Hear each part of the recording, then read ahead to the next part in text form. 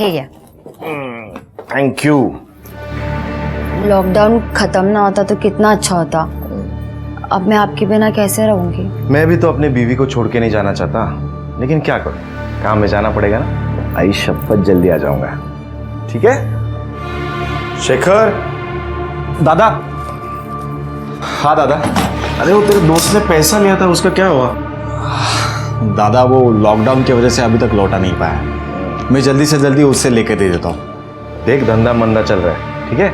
उसको बोल जल्दी से जल्दी पैसा वापस चाहिए, मैं वापस आने तक। ठीक है दादा। और अपने वहिनी का ख्याल रखना। बाय। चलो बाय। वही मुझे एक थोड़ा ज़रूरी काम है, मैं शाम तक आ जाऊंगा।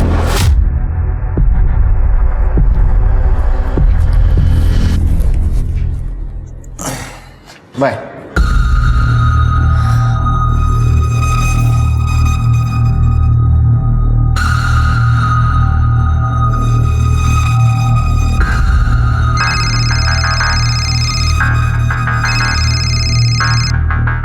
आशीष गया, अब तुम्हें कोई खतरा नहीं है। मैं अभी आता हूँ।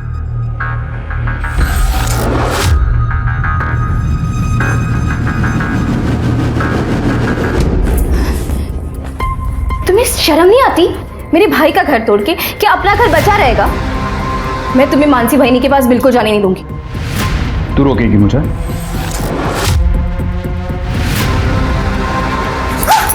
तू रोकेगी मुझे? योगेश, योगेश प्लीज, नहीं नहीं।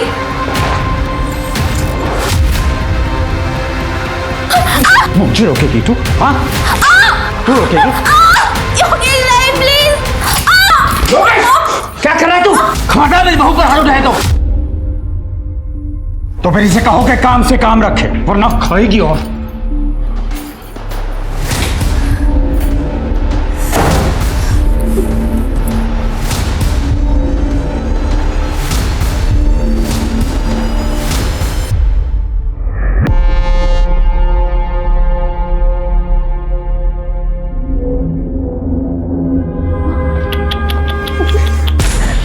अरे रे रे रे, कितना मारा है तुझे? अच्छा, मैं ना मलहम लगा देता हूँ।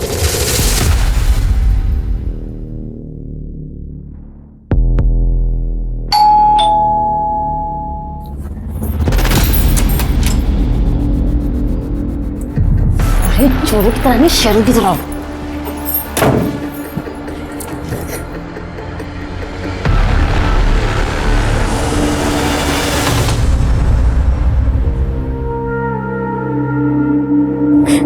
तब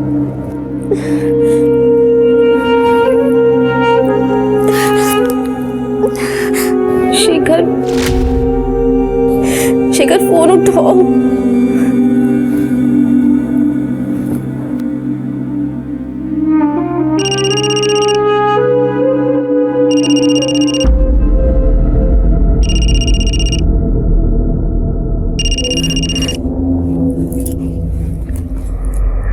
हेलो हेलो नम्रता, क्या क्या क्या हुआ? तुम रो क्यों रही हो?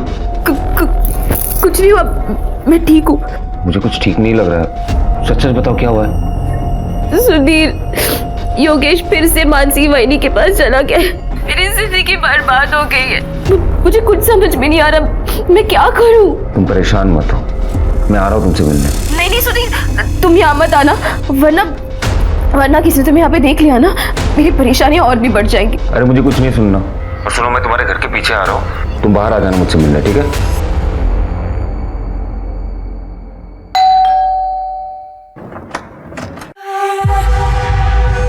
आशीष, कैसी हो? मैं ठीक हूँ। बोल कर गए थे कि जल्दी आ जाऊंगा, लेकिन इतने दिन लगा दिए। अरे क्या करूं मेरी जान, काम धंधे के लिए बाहर तो निकलना पड़ता है ना। फिर ये लॉकडाउन हो गया, अभी भी कैसे आया हूँ सिर्फ मुझे पता है। और इस लॉकडाउन में तुम्हारे बिना मेरी क्या हालत हुई है वो मैं किसे बताऊं? मुझे बताओ ना।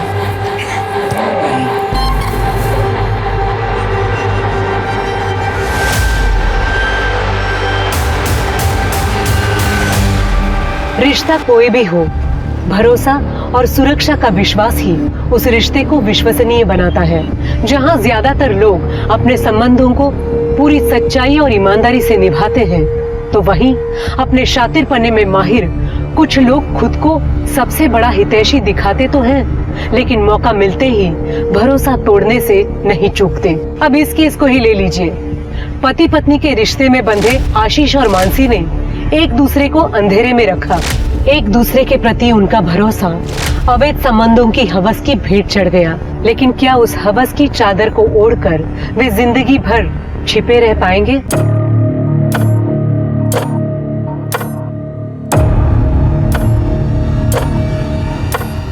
कितनी बेरहमी से मारा है तुम्हें। तुम बताओ, तुम्हारी ये आंसू मुझसे सह नहीं जाते। पर मैंने अब सहना सीख लिया है। इन्हीं आंसू के साथ जीना पड़ेगा मुझे। मैं अपने पति को अपनी भाभी के पास जाने से रोक नहीं सकती, और रोका तो उसने मुझे एक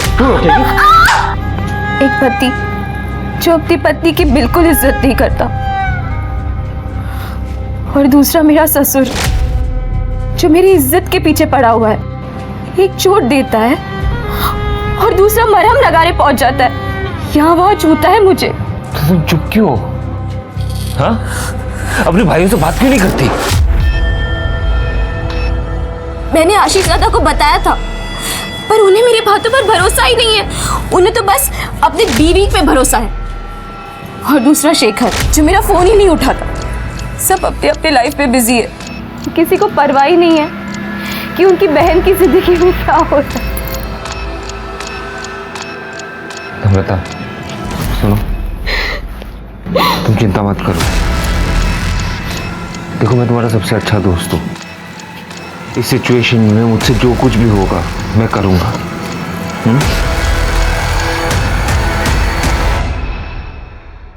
आ नहीं सकते थे, फोन तो कर ही सकते थे ना। अरे हाँ, वो इस मक्कर का भी फोन अभी आना था। कौन है? एक दल्ला है, बिजनेस राइवल। हम लोग जो और बाकी कंपनियों को माल बेचते हैं ना, उसमें से कमीशन खाता है ये। मेरी ईमानदारी की वजह से इसका बिजनेस चौपट हो गया है। हेलो आशीष भाऊ, ऐसे भी क्या नाराजगी? फोन तो उठाओ कम से कम। वैसे भी तुमने मुझे घर पर बैठने को मजबूर कर दिया है, ऊपर से लॉकडाउन ने मेरी कमर तोड़ दी है। देखो भाऊ, अकेले खाओगे तो हजम नहीं कर पाओगे। क्या मतलब? मतलब ये कि एरिया बांट लेते हैं। तुम्हारा बिजनेस तुम करो और मुझे भी अपना कमा के खाने दो। औकात से ज्यादा खाने वाले का पेट ना ऐसे ही फटता है। कि ऐसा ना हो कि वक्त फिर से करवट बदले और तुम धप से मुंह के बल आगे रहो। फालतू की धमकी देना बंद कर, समझा ना? तूने खुद अपनी लालच और बेईमानी की वजह से तेरा धंधा डुबाया है। मान ले कि तेरा इस धंधे में टाइम खत्म। किसका टाइम खत्म हुआ और किसका शुरू होगा, ये तो वक्त ही बताएगा।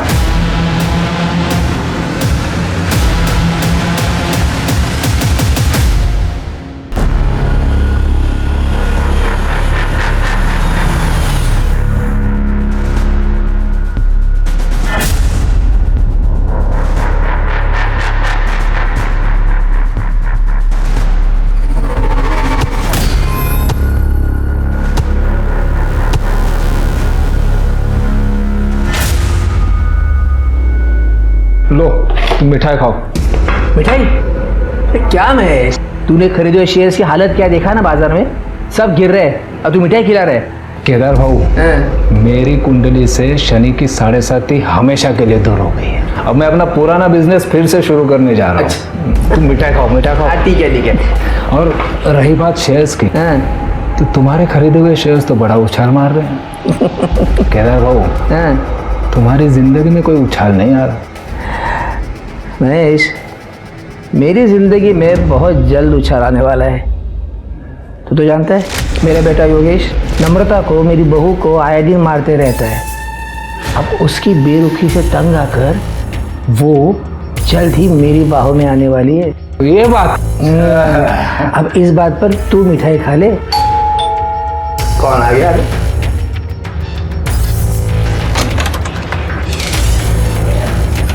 महेश कुलकर्णी। हाँ मैं संजय, वो शेयर मार्केट में इन्वेस्टमेंट की बात करना चाहता हूँ। हाँ हाँ, आइए आइए।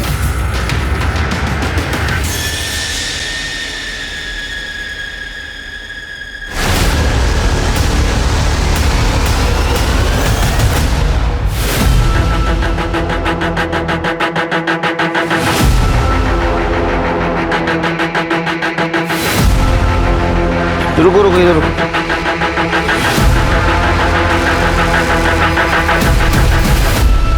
ये तो मेल बॉडी है, लेकिन कमाल है, मेल बॉडी होके बिना कपड़ों की। हो सकता है इसका गला दबा कर मारा हो इसे। इसका चेहरा भी बिगाड़ा गया है सर। डेफिनेटली पहचान छुपाने की कोशिश की गई है। हो सकता है किसी पत्थर वत्थर से मारा हो। लेकिन इसको यहाँ मारा गया है और या कहीं और मार के यहाँ लाया है।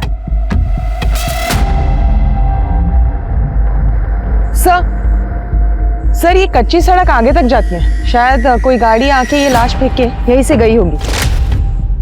करोड़े कैसा पर तक बगा सर। शिरके सर, बॉडी को पोस्टमार्टम के लिए भेज दो और आसपास पूछताछ करो, किसी ने कोई एक्टिविटी देखी है क्या। और आसपास जितने भी पुलिस स्टेशन है वहाँ इंक्वायरी करो, कोई मिसिंग कंप्लेंट है क्या। ठीक है सर।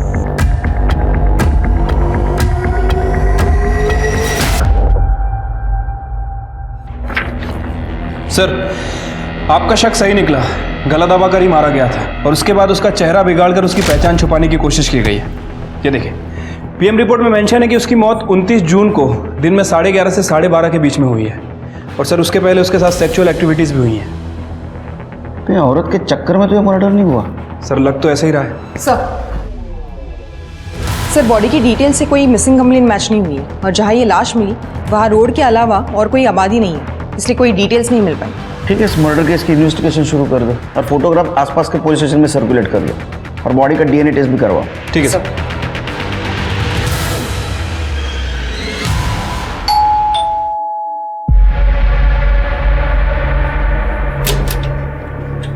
मानसी देशपांडे जी।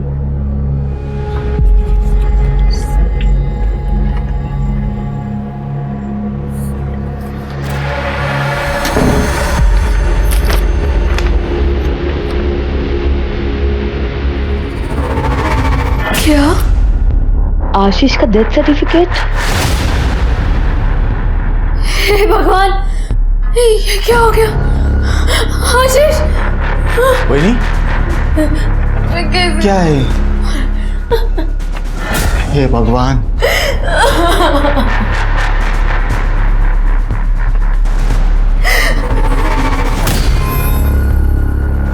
फाइनली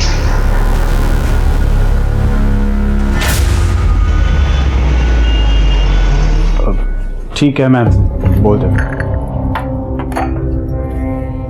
सुनो, क्या हुआ?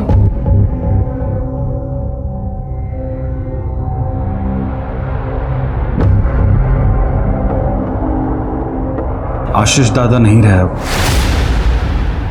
कोरोना से उनकी डेथ हो गई है। क्या? क्या? ऐसा नहीं हो सकता।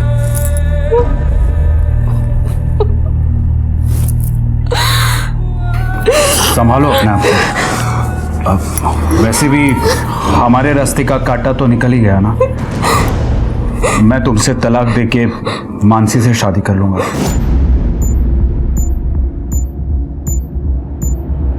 तुम्हें जरा सी भी शर्म नहीं आती ना? ऐसा क्यों कर रहे हो तुम मेरे साथ? योगेश, योगेश, रुको योगेश, प्लीज मुझे ऐसे मत ठुकराओ। छोड़ बाला। योगेश, तुम्हें हिम्मत कैसे हुई नम्रता के साथ ऐसा बिहेव करने की? चलता हो, गेट आउट।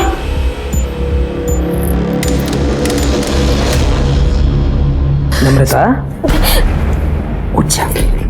अरे उठ उठ। उठ। देख, तो चिंता क्यों करती है तू? छोड़ो मुझे, मुझे ये सब अच्छा नहीं लगता। नौटंकी नहीं करना मेरे साथ। तू जानती है ना, एक मैं ही हूं जिसे तुम्हारी जवानी से लगाव है। चिंता मत कर, मैं योगेश को बोल दूंगा वो तुम्हें तलाक नहीं देगा। करने दो उसे जो करना है वो, और मुझे जो करना है वो मैं करूँगा।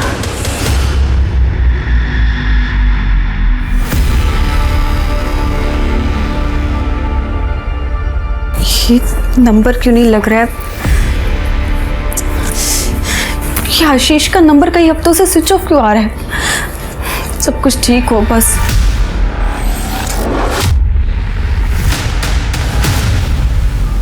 मानसी बहनी, प्लीज मेरा घर मत तोड़ो, योगेश को छोड़ दो। देख नम्रता, तू अपने पति को नहीं संभाल पाई तो इसमें मेरी क्या गलती है? मतलब तू सीधे से नहीं मानेगी? मैं तुम्हें ना कर रही। छोड़ो उसको। अगर एक बार तूने और हाथ लगाया ना तो तू जिंदा नहीं रहेगी। मेरे भाई को हाथ कैसे लगाया? शेखर, ये मानसी बहनी और ये योगेश, ये दोनों का चक्कर चल रहा है। क्या? सोचा भी नहीं था तुम लोग इतना गिर सकते हो। मानसी बहनी, अरे थोड़ी तो शर्म करो। आशीष दादा जाने के बाद तुम लोग तो खुलेआम रंगरलिया मनाने लगे।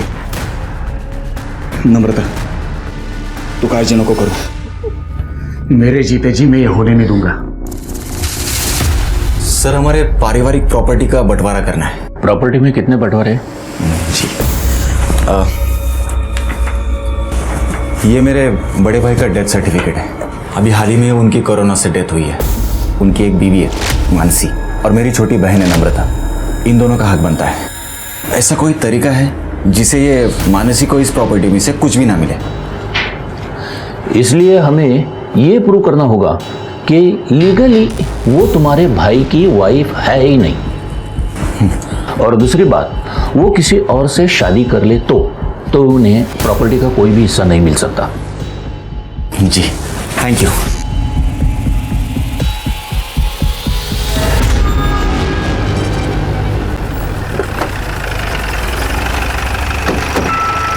सर, आपने जो डीएनए रिपोर्ट मंगाई थी वो आ गई है। सर एक मिनट। हेलो, एडवोकेट सलागरे बोल रहा हूँ। केड़कर साहब से बात हो सकती है? हाँ एक मिनट सर, मेरे साथ ही हैं। सर आपके लिए। हेलो। हाँ नमस्कार केड़कर साहब, एडवोकेट सलागरे बोलते हैं। हाँ नमस्कार सर, बोला बोला। अभी शेखर नाम का लड़का आया था मेरे पास प्रॉपर्टी के बंटवारे का केस लेकर। उसके भाई की डेथ हुई है। सर्टिफिकेट में death of cause is corona ऐसे लिखा है। ये सर्टिफिकेट मुझे नकली लग रहा है। अच्छा, एक काम करो ना सलागरे साहब, वो सर्टिफिकेट और वो आदमी की डिटेल्स शिरके के मोबाइल पे सेंड कर दो। सर भेज देता हूँ मैं। Okay, thank you. आया? हाँ सर, आ गया। एक काम करो, ये स्वाति को फॉरवर्ड कर दो और स्वाति को बोलो पता करे ये फेक है या ओरिजिनल। सर। सॉरी मानसी भाभी, उस दिन मैं कुछ ज़्यादा ही बोल गया। अगर योगेश को ही नम्रता के साथ नहीं रहना है तो मैं क्यों कुछ ज़बरदस्ती करूं? और आप दोनों को भी शादी करनी है तो मुझे कोई प्रॉब्लम नहीं है। अगर आपको कोई भी हेल्प लगे तो आप मुझे बोल सकते हैं, लेकिन वही नहीं, मैं चाहता हूँ कि दादा के बाद उसकी प्रॉपर्टी का हकदार सिर्फ मैं रहूँगा। ठीक है शेखर, वैसे भी तुम्हारी प्रॉपर्टी में मेरी कोई दिलचस्पी नहीं है। मुझे तो सिर्फ योगेश चाहिए। मैं अपनी दुनिया बसाना चाहती हूँ योगेश के साथ।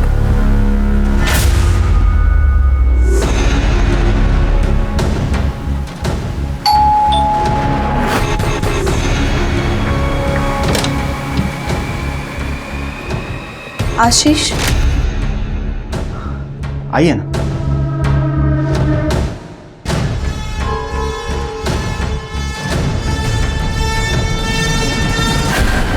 लेकिन आप कौन?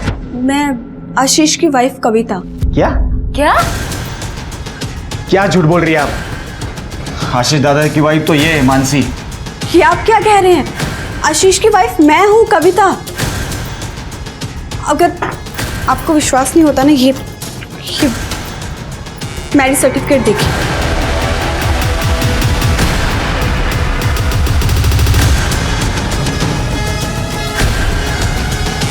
और ये सर्टिफिकेट तो आपकी शादी के भी पहले का है। आप आशीष को बुलाइए, आपको सब कुछ पता चल जाएगा। लेकिन आशीष दादा की तो कुछ ही दिनों पहले कोरोना से मौत हो गई है। क्या? आशीष,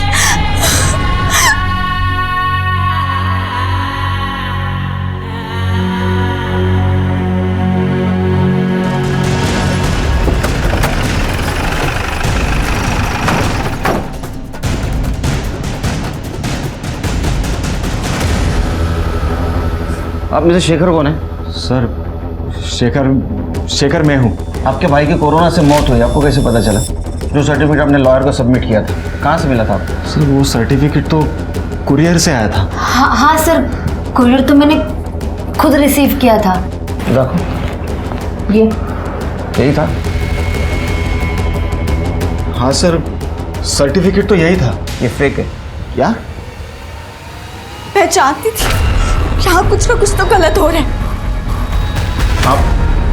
मैं आशीष की वाइफ कविता, लेकिन यहाँ आकर पता चला तो ये कि आशीष की बीवी बनी बैठी है। ज्यादा कुछ बुरा ना, तेरा मुंह तोड़ दूंगी मैं। काम कर रहा हूँ। अब आशीष से आखिरी बार कब मिली थी? सर वो 22 जून तक तो यही थे, उसी दिन वो गए थे। हाँ सर, उसी दिन वो मेरे पास भी आए थे। एक हफ्ते के बाद 29 जून को वो बिजनेस टूर के लिए निकल गए थे।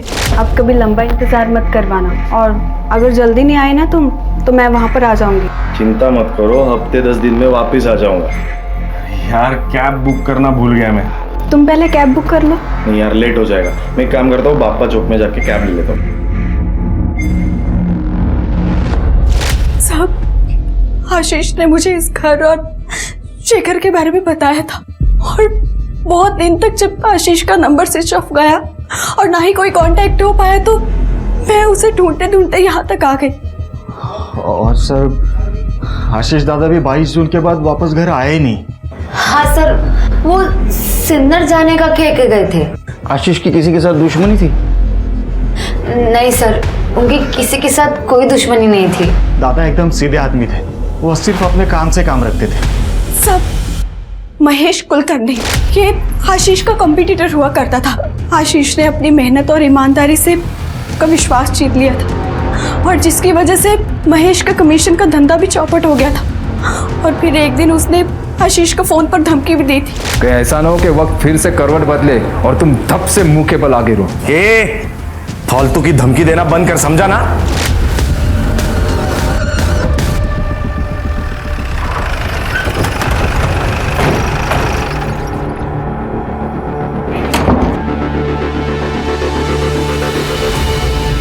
परेशान हो गए हमको देख के? नहीं सर, ऐसी कोई बात नहीं है, बताइए मैं क्या कर सकता हूँ। आशीष की वाइफ कह रही थी कि तुमने उसे कुछ धमकाया बिजनेस के सिलसिले में।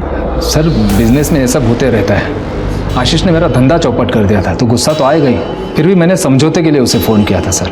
हाँ उस वक्त थोड़ी बहसबाजी हुई थी बस, बाकी मैं कुछ नहीं जानता सर। नहीं, कुछ जानते हो तो अभी बता दो, क्योंकि हम अगर जानने की कोशिश करेंगे तो बताने के लायक नहीं रहोगे। मैं सच कह रहा हूँ सर, मैं कुछ नहीं जानता।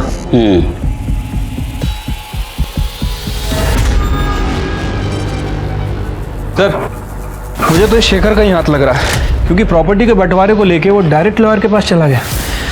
सर ये बात कुछ हजम नहीं हो रही है। लेकिन आशीष को मार के शेखर को ज्यादा कुछ नहीं मिलता, क्योंकि आशीष के मरने के बाद उसकी प्रॉपर्टी तो उसकी वाइफ को मिलने वाली थी।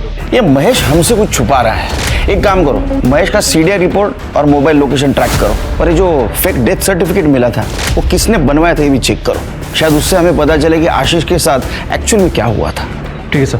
सर कविता के बयान के मुताबिक 29 जून को आशीष नासिक से निकला था, और उसके अगले ही दिन हमें एक आदमी की लाश मिली थी नासिक के जंगल में। सर लाश के पोस्टमार्टम रिपोर्ट के हिसाब से उस आदमी की मौत 29 जून को ही हुई थी, तो कहीं ये लाश आशीष की तो नहीं? उस बॉडी से शेखर का डीएनए मैच कराओ। सर शेखर का डीएनए मैच होते ही इस बात की भी पुष्टि हो गई कि 30 जून को नासिक के जंगल में मिली लावारिस लाश दरअसल आशीष की ही थी। लेकिन पुलिस के सामने ये सवाल अब भी मौजूद था कि आशीष को आखिर मारा किसने। आशीष की फोन लोकेशन और कॉल रिकॉर्ड से भी कोई खास सबूत हाथ नहीं लगा। पुलिस का शक आशीष के बिजनेस राइवल महेश कुलकर्णी पर जाकर ठहर रहा था। दूसरी तरफ पहले ही अपने पति से मिले धोखे से दुखी नम्रता अपने भाई शेखर के विश्वासघात से हिल गई थी, जो योगेश की शादी मानसी से करवाने की हिमायत कर रहा था। मानसी तो पहले से ऐसी थी, मगर अब तो शेखर भी। मानसी और योगेश को जो करना है वो करेंगे नम्रता, लेकिन अब जब शेखर भी इस गंदे खेल में शामिल हो गया है, मुझे लगता है तुम्हें यहाँ से कहीं दूर चले जाना चाहिए, नहीं तो तुम्हारी जान को खतरा हो सकता है। पर मैं जाऊंगी कहाँ? मैं तुम्हें कहीं एक सुरक्षित जगह पे लेके जा सकता हूँ, अगर तुम्हें मुझ पे भरोसा है तो। कैसी बात कर रहे हो सुधीर? एक तुम ही तो जिस पर मेरा भरोसा बचा है। ठीक है, कल मैं आता हूँ तुम्हें लेने, तैयार रहना। संजय जी, मैंने आपके लिए कुछ अच्छी कंपनी के शेयर सिलेक्ट किए हैं, अगर इन्वेस्ट करना हो तो पैसे लेके आ जाइए। महेश जी, एक्चुअली क्या है, वो जो शेयर्स के लिए पैसा रखा था ना, वो कहीं और खर्च हो गया। अब इंतज़ाम करने को कम से कम 1 हफ्ता लग जाएगा। कोई बात नहीं, जब इंतज़ाम हो जाए तो बता दीजिएगा। जी।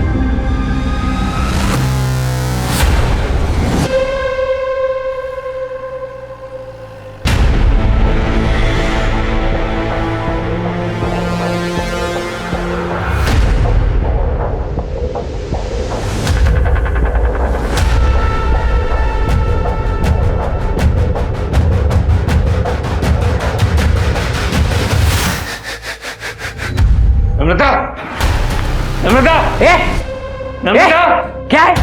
कहाँ घुस रहा है तू? कहाँ घुस रहा है तू? नम्रता का है? मुझे क्या पता, कल रात से घर पर नहीं है वो। तुम्हें पता होगा ना, तू तो आशिक है उसका।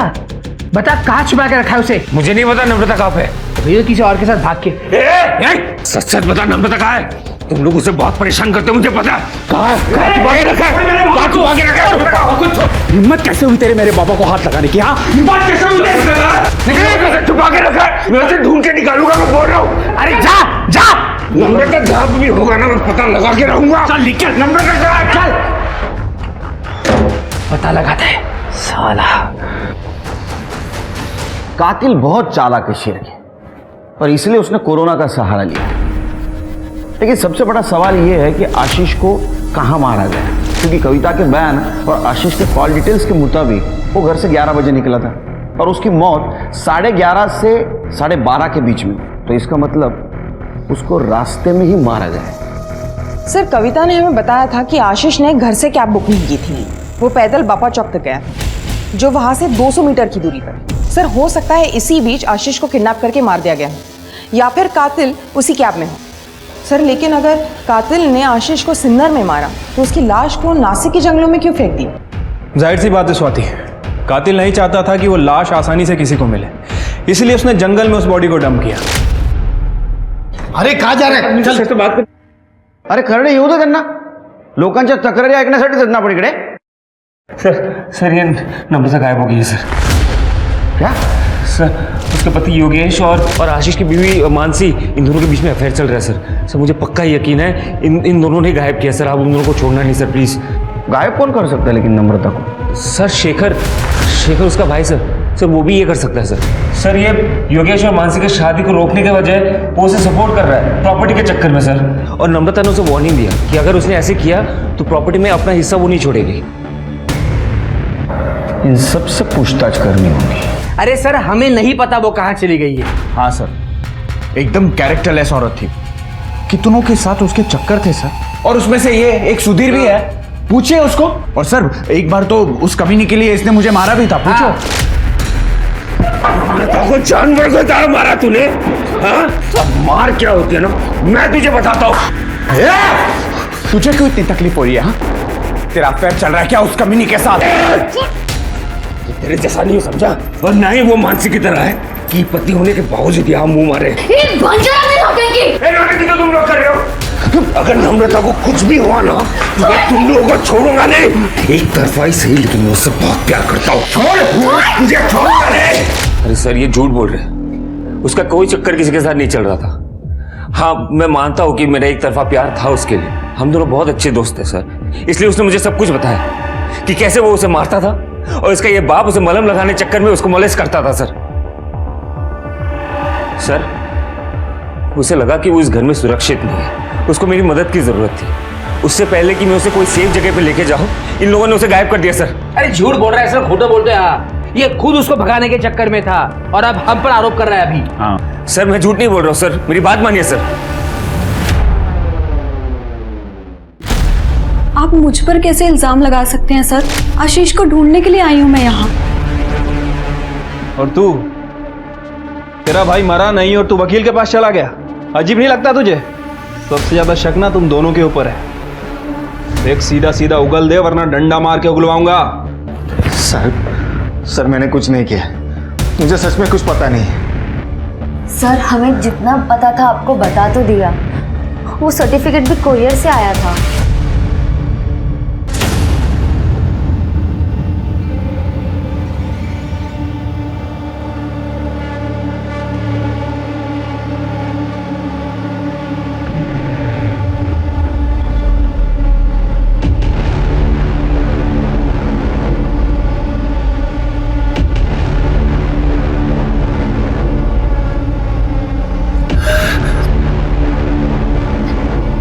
पानी पानी देता हूँ।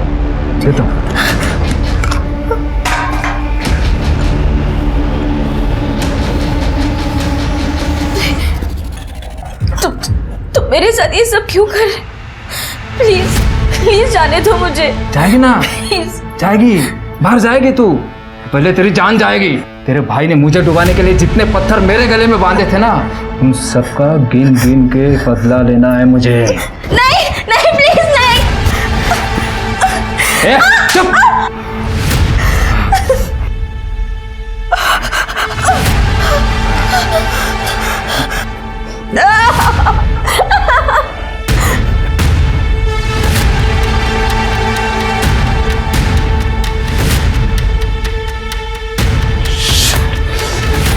अबे आता है, मैं रुक।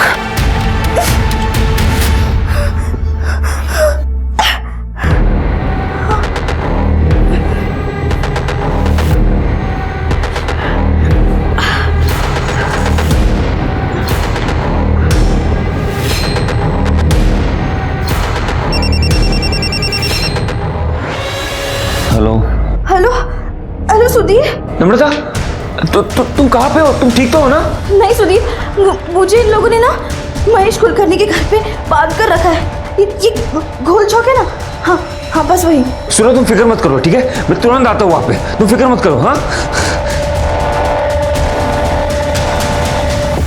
सर, अभी तक इस नम्रता की सीडीआर से कुछ खास पता नहीं चला। 31 जुलाई से इसका फोन स्विच ऑफ है और अभी तक स्विच ऑफ ही है। सर, हो सकता है कि नम्रता अपने हस्बैंड के साथ घर से भागी हो या फिर कोई उसे जबरदस्ती करके ले गया हो सकता है कि मानसी और योगेश भी इसमें इन्वॉल्व हो। अरे शेखर? हाँ सर, इस शेखर को भी इग्नोर नहीं कर सकते हैं क्योंकि वो प्रॉपर्टी के लिए कुछ भी कर सकता है। और हमें सुधीर ने बताया था कि नम्रता अपना हिस्सा शेखर से मांग रही थी। सर वो नम्रता का पता चल गया सर। उसने मुझे 1 घंटे पहले फ़ोन किया था। उन लोगों ने उसे गोल चौक में किसी महेश कुलकर्णी के घर पे बंद करके रखा है सर। मैं वहाँ पे गया था लेकिन वहाँ पे कोई था नहीं। इस केस में महेश कुलकर्णी का नाम बार बार आ रहा है। कहीं आशीष और उसके बहन से बदला लेने का मामला तो नहीं? एक काम करो, सुधीर को जिस नंबर से कॉल आया था उसके डिटेल्स निकालो। इस महेश कुलकर्णी को जल्द से जल्द पकड़ना होगा। चलो।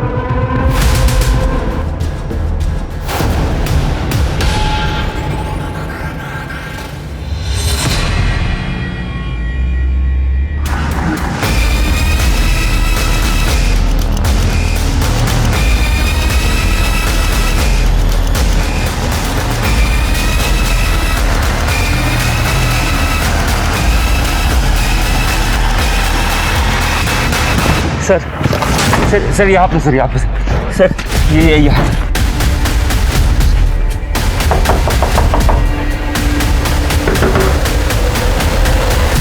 मैं जब आया था तब बंद था सर।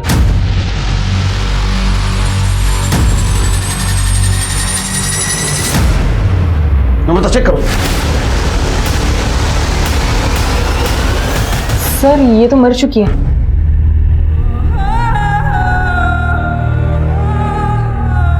और सर ये देखिए, गले पे रस्सी के निशान, शायद रस्सी से गला घोट के मारा गया इसे। नम्रता! नौटंकी बंद कर। तूने मारा नम्रता को? तो एक तरफा प्यार करता था ना उससे। तूने बोला था दरवाजा बंद है, दरवाजा खुला था। सर मैं जब आया था सर तब अंदर से दरवाजा बंद था सर। यकीन कीजिए सर, मैं झूठ नहीं बोल रहा हूँ सर। नम्रता, नम्रता नम्रता सर इसी ने मारा सर, इसी ने मारा। तुझे कैसे बता रहे नम्रता यहाँ है? सर शेखर ने मुझे फोन करके बोला था नम्रता है यहाँ पे। सर योगेश को मैं नहीं बताया था। सुधीर का पहले फोन मुझे आया था, लेकिन मैं घर से थोड़ा दूर था और योगेश मेरे ही घर पे था, इसलिए मैंने आगे भेज दिया। हटा दिया ना तूने तेरी बीवी को रास्ते से? हाँ, मानसी के साथ अय्याशी कर रही थी ना तेरे को, सच बोल। सर सच बताओ तो आप लोगों के आने से पहले मैं यहाँ आ चुका था, लेकिन जब मैं यहाँ आया तो मैंने देखा कि ऑलरेडी नम्रता मर चुकी है, इसलिए मैं डर गया और डर के बाहर जाके छुप गया। सर ये शायद महेश का फोन है जिससे नम्रता ने सुधीर को कॉल किया। सर महेश मिल गया। क्या रे? खुश हो गया ना तू भाई बहन को मार के? तेरा बदला पूरा हो गया? सर आशीष और नम्रता को मैंने नहीं मारा है। हाँ मैं नम्रता को यहाँ ले आया था, पर केदार के कहने पर। देख मेरी बहू नम्रता घर से भागने की तैयारी में है।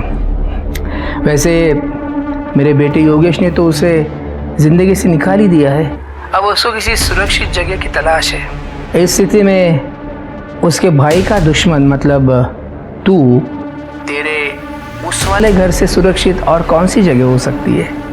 उसके बाद में केदार के घर पहुंचा। केदार ने नम्रता को पहले ही बेहोश करके रखा था। फिर मैंने नम्रता को गाड़ी में डाला और यहाँ ले आया। सर उसके बाद मैंने और केदार ने बारी बारी नम्रता के साथ शारीरिक संबंध बनाए। इन सबको कस्टडी में ले लो। चलो स्वाति, बॉडी को पोस्टमार्टम के लिए भेज दो और सीसीटीवी रहेगा तो उसका फुटेज कलेक्ट करो। सर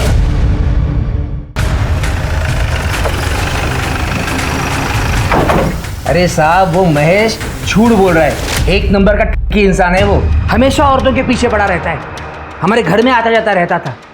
और आपको बताया था मैंने, नम्रता हमारी बहू, उसका चाल चलन ठीक नहीं था। इतनी सफाई देने की जरूरत नहीं, सबका कैरेक्टर सर्टिफिकेट है मेरे पास।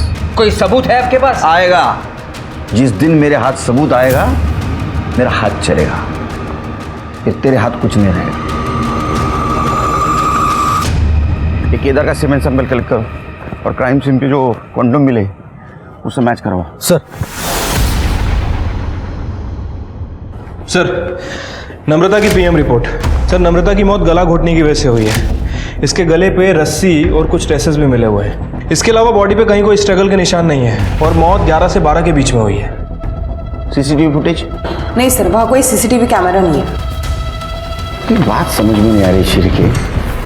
ये नम्रता ने सुधीर को कॉल किया, सुधीर ने शेखर को कॉल किया, शेखर वहां तुरंत नहीं पहुंच पाया इसलिए उसने योगेश को कॉल किया। सब लोग वहां थे, तो कातिल कौन है?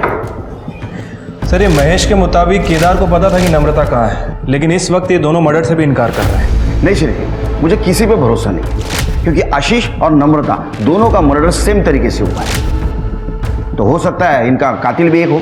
सर हमें शेखर ने बताया था जब उसने योगेश को कॉल किया था तब वो आशीष के घर पे ही था। हो सकता है मानसी या कविता ने उनकी बात सुन ली हो। और वैसे कविता पर शक करने के लिए बहुत सारे रीजंस हैं। आशीष के मरने के बाद वो उसकी लीगल वाइफ है, तो शेखर जैसे ही प्रॉपर्टी पर उसका इक्वल दावा बनता है।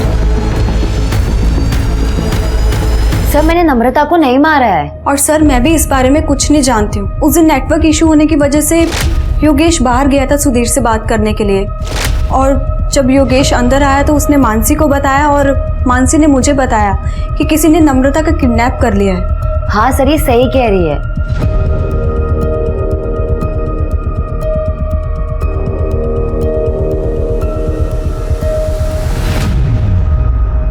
सर आपको क्या लगता है, ये दोनों लड़कियां सच बोल रही है या सच को छुपा रही है? ये नम्रता को जिसने भी मारा है बहुत होशियार है, उसे ढूंढने के लिए हमें बहुत मेहनत करनी पड़ेगी। चिरके ये आशीष का डुप्लीकेट डेथ सर्टिफिकेट जिसने भी बनवाया है उसका कुछ पता चला? फिलहाल तो नहीं सर। ठीक है शिरके, तुमने एक चीज पॉइंट आउट की, खिड़की के बाहर 2 रस्सी के टुकड़े लटक रहे थे और बीच का हिस्सा गायब था। ये नम्रता को भी रस्सी से घोट के मारा गया है ना? हाँ सर। क्या ऐसा तो नहीं कि ये रस्सी उसके लिए यूज की गई हो? पॉसिबिलिटी तो है सर। एक काम करो, फॉरेंसिक टीम को बुला, हम लोग कातिल के बहुत नजदीक पहुंच गए हैं, जल्दी। ठीक है सर। सर एक मिनट। हेलो। ठीक है सर, क्राइम सीन पे जो कॉन्डम्स मिले थे और उसके अंदर जो सीमेन था वो केदार के सीमेन से मैच कर रहा है। बोला था ना तेरे को, जिस दिन हाथ सबूत लगेगा मेरा हाथ उठेगा। सच बोल। मुझे मत मारिए, मैं सब बताता हूँ। मैं मानता हूँ कि मेरी बुरी नज़र थी मेरी बहू पर। महेश जो कुछ भी बोला बिल्कुल सच बोला। ये नम्रता को किडनैप करने का प्लान मेरा ही था, लेकिन मैं सच बोल रहा हूँ, मैंने उसे नहीं मारा सर। तूने अभी आधा सच बोला है। तूने एक औरत को मॉलेस्ट किया है, एक औरत तुझे मारेगी। स्वाति इसको इतना मारो ये सच बोले। सर सर सर आ, सर आ।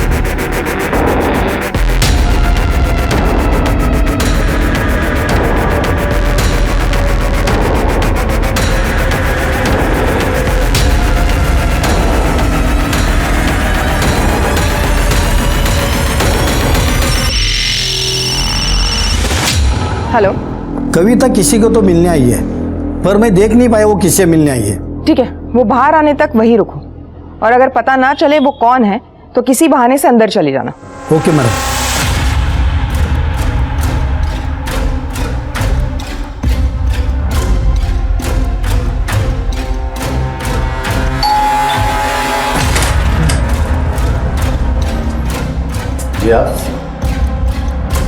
इलेक्ट्रिसिटी डिपार्टमेंटमधून आलोय, तुमच्या मीटरचं रीडिंग घ्यायचं आहे।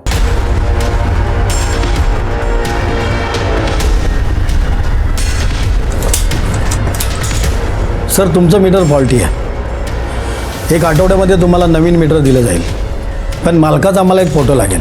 मेरे पास में फ़ोटो नहीं है सर, ती आमच्याकडे सुविधा आहे, तुम्ही जरा मास्क खाली करा। सर ये वो आदमी है जिससे कविता मिलने गई थी। इसकी कुंडली निकालो सब। अब मेरे रास्ते में सिर्फ एक ही रोड़ा बचा है, और वो भी अपनी जगह पे पहुंच गया तो फिर सब कुछ अपना, ना कोई रोक टोक, सिर्फ मौज ही मौज। ठीक है सर, कविता जिस आदमी से मिलने गई थी उसकी डिटेल्स निकालिए। वो कविता का ही मामा है, संजय, इसी शहर में रहता है। सर आशीष का जिसने फेक डेथ सर्टिफिकेट बनाया था उसका पता चल गया है, ये उसका फोटो है। करडे ने जो फोटो भेजी तो दिखा। सब। ये दोनों फोटो तो एक ही आदमी के हैं।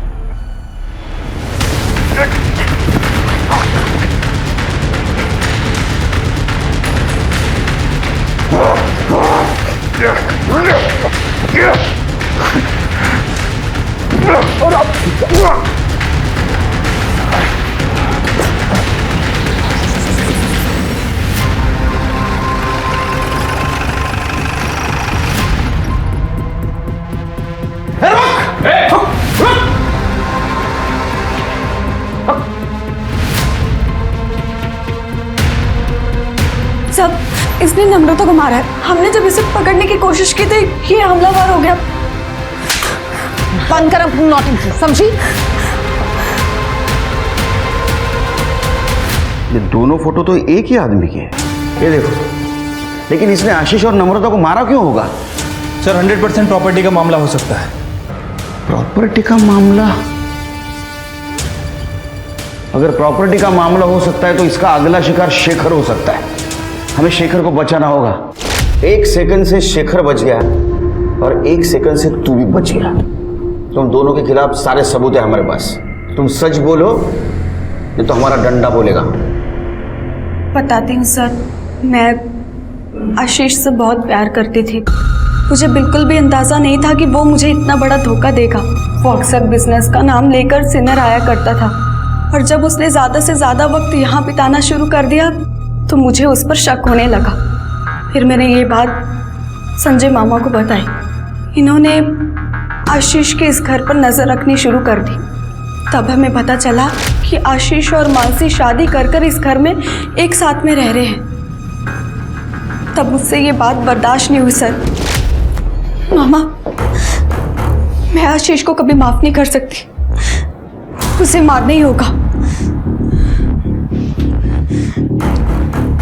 ये तू नहीं, तेरा गुस्सा बोल रहा है।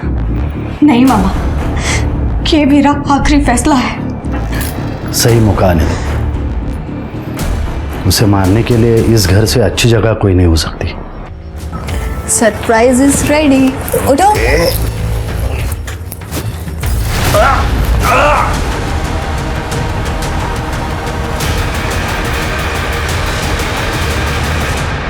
आशीष की लाश नासिक के जंगल में मैंने फेंक दी, क्योंकि अगर पुलिस इन्वेस्टिगेशन शुरू हो गया तो कविता पे कोई शक न करे। और उसका चेहरा कुचल दिया। कोरोना की कहानी इसलिए बनाई क्योंकि लाश न मिलने की बात छिपी रही। साहब, अभी कोरोना से इतने लोग मर रहे तो हमें लगा कि ये आशीष की मौत भी छिप जाएगी और कविता आशीष की प्रॉपर्टी पे ऐश करेगी।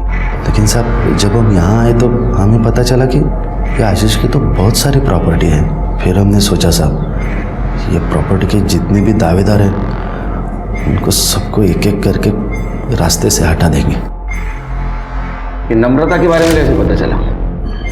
वो मैं इनके घर पे नज़र रख रहा था ना साहब, तो वो शेखर ने योगेश को फ़ोन करके नम्रता के किडनैप होने की बात बोली, तो वो बात मैंने सुन ली क्योंकि मैं वहीं पे छुप के खड़ा था। गोल चौके के पास। और क्या नाम बताया? महेश कुलकर्णी। पक्का नम्रता वहां मिलेगी?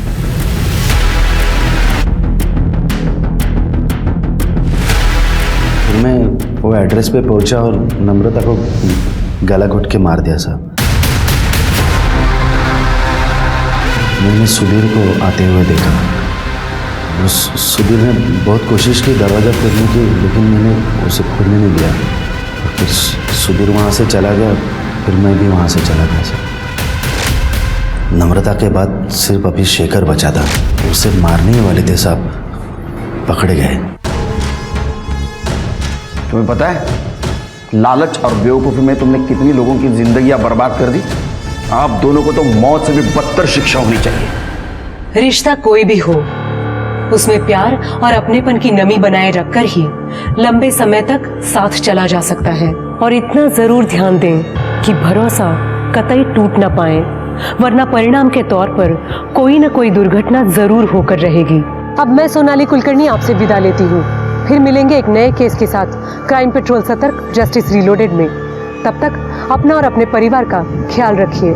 आप जानते हैं हम सब एक मुश्किल दौर से गुजर रहे हैं। कृपया मास्क पहने, सैनिटाइजर का इस्तेमाल करें और उचित दूरी बनाए रखें। देखते रहिए क्राइम पेट्रोल सतर्क। जय हिंद।